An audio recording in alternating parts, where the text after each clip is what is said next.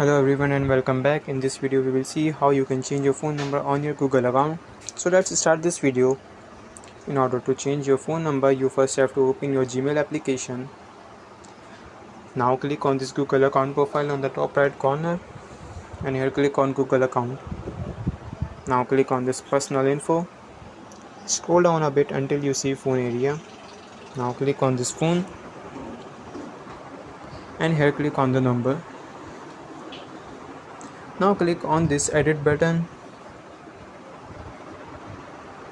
Again click on this edit button and here click on update number.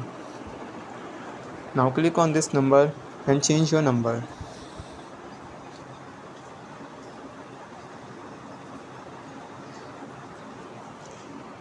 After writing the number, you have to click on next. Now click on get code. You have to wait for a few seconds and a 6-digit verification code will be sent on your phone. After writing the code, you have to click on verify. Now as you can see, my phone number is updated. That's it for the video. I hope you like this video. If so, please consider in liking this video and subscribe this channel.